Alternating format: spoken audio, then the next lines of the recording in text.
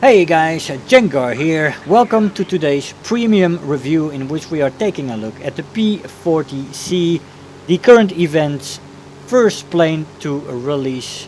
And yeah, P-40 man, another P-40 variant. I love it. Bring him on. I want more. But let's take a look at this plane, sitting at 2.7 battle rating in realistic battle and 2.3 battle rating in arcade. See, as my oil has been damaged critically, and one hit from this Heinkel 111, and we're basically already on the way to the airfield again, forced by this guy, but I want to get him before I get back, and we do, which is nice. Now let's get the hell out of here. You see what's coming there.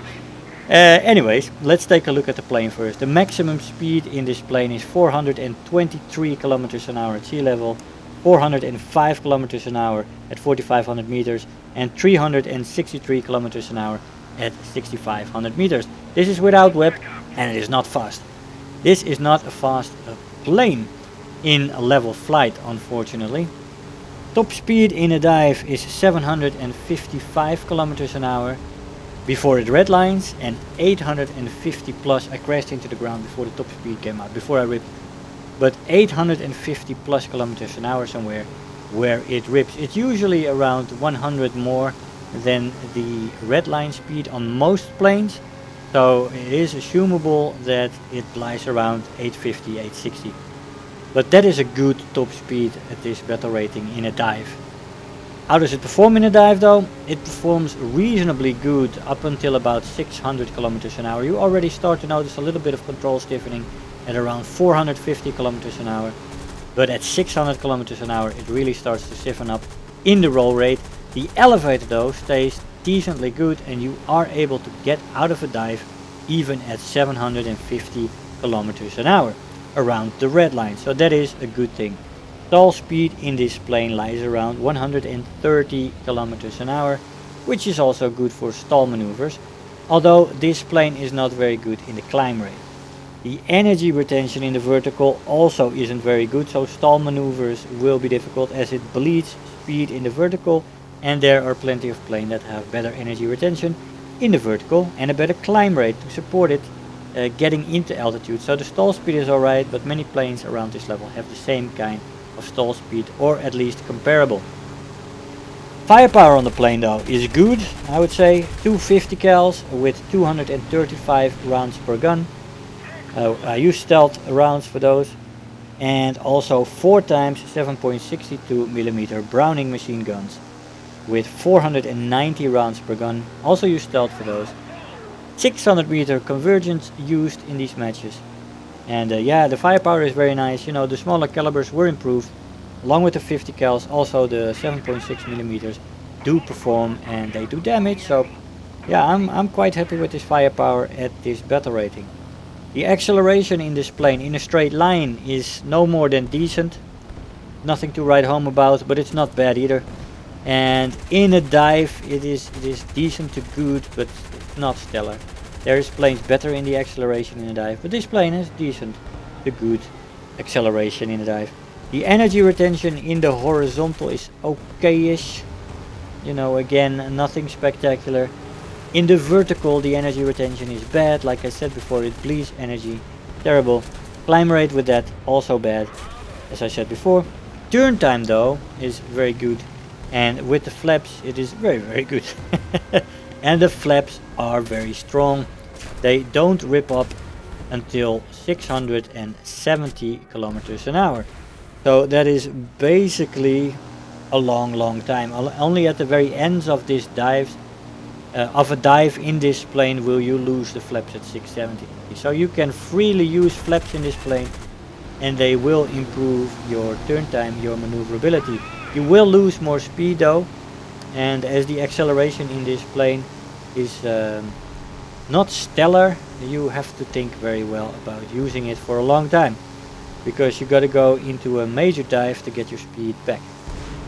Yeah, so the roll rate in the plane next to the turn time is good as well, but only above 300 kilometers an hour. The roll rate below 300 kilometers an hour is very sluggish. This plane in a general sense is very sluggish when slow, and that is below 300 kilometers an hour. Above that it rapidly starts to improve and you'll get into the good maneuverability this plane has. So overall maneuverability I would call very good, but be very sharp on your speed, and when you see yourself dropping below 300 kilometers an hour, try to get the hell out of that fight, because you will lose your maneuverability and other planes will be able to shoot you down.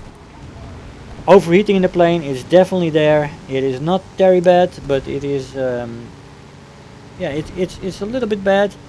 It goes up when you are climbing, you use a lot of WEP, and it's not easily cooled either. You gotta put your throttle below 100% to quickly cool off. And that is not even as quick as on some other planes, so definitely not quickly to cool off this plane, and when you have the overheating, be careful with it. Durability in this plane, the hits that I took, maybe I was unlucky, but it doesn't seem to take damage very well, this model. I have had very bad damage done on me within a few hits. Yeah, not good. But maybe I was just unlucky, let's say. But from my experience, the durability doesn't seem to be very well on this plane. Now, two very nice matches in realistic battle. Those were the first two matches I flew. Fantastic. Didn't have to fly anymore. Went into the test flight after that. But it feels very nice. It feels very good on the controls. It does exactly what you say, and I like that. Especially in the maneuverability. Lovely plane. Lovely plane. You just gotta pay attention that you don't get too slow and you don't get too fast, because there's major compression above 600 kilometers an hour, and there is major sluggishness below 300 kilometers an hour. But between 300 kilometers an hour and 600 kilometers an hour, this plane is very good. I like it. Now we jumped into the AB match, where we are trying to make short work of this French H-75. He is also aware of me though, and he gets away, unfortunately. I don't want to lose my altitude yet. I'm working from higher up, and I am taking out planes that are spawning in. Yeah, call me evil. But this is arcade, and I feel, as I've said many times before, that working in, above and around the enemy spawn is part of the AB gameplay. You know, airspace is free, and if they don't chase me off, then I feel free to work that space. Keeping a good eye on the people that I already shot down, because they are most likely wanting some revenge. That is usually the fun thing about arcade. I feel it's more challenging in the sense of situational awareness. You got people coming back for you, people you shot down who want revenge. You've got people getting into new planes, jumping back in, getting called out by their teammates that have to be aware of somebody like me. And yeah, I would always think that it is easy to counter, by the way. I'm working in a general area around and in front of the spawn, and they are only, this guy is coming straight in from his spawn and he's just stalling himself out. I mean, that is not a very good tactic. Dive away to the left or the right and try to either make me follow, so that I will dive, get underneath that plane. Jesus Christ, you almost crashed yourself. Bloody hell.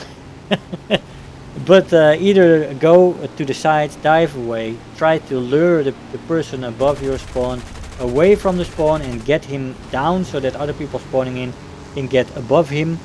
Or if he doesn't, if I for example do not choose to go low, which I usually don't do, then you are safe. Then you dove away to the other side and you can now climb to altitude somewhere on the side, turn around, get back when you have an altitude advantage on me.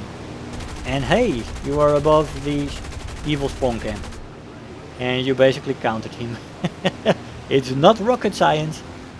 It is very doable. But this plane is very nice in arcade as well. Nice and maneuverable. 10 kills in this match. In the down tier, that was a down tier, but the RB matches were pretty much on par. Survivor, Terror of the Sky, 38,000 silver lines and almost 3,000 research points. I'll see you in the conclusion. Hey guys, so here we are after the match. Now the P-40C, definitely a good plane on its battle rating. You could maybe argue due to the speed and such that it could be 2.3 battle rating as well in realistic battle. But I think the battle ratings are alright, although in an up tier you will get destroyed on speed especially. Because there's so many planes there with much better performance that, I mean, on its own battle rating the speed isn't that much of a problem because you can work around it. But in an up tier it could definitely be a problem, and this plane will get outclassed, even though it's a very good turner and dogfighter in that sense. I had a lot of fun in this plane. You know, it does the job. It is not a fast plane, although I do like my fast planes, but you have good maneuverability and very good performance between 300 and 600 kilometers an hour at your disposal to compensate for the lack of speed.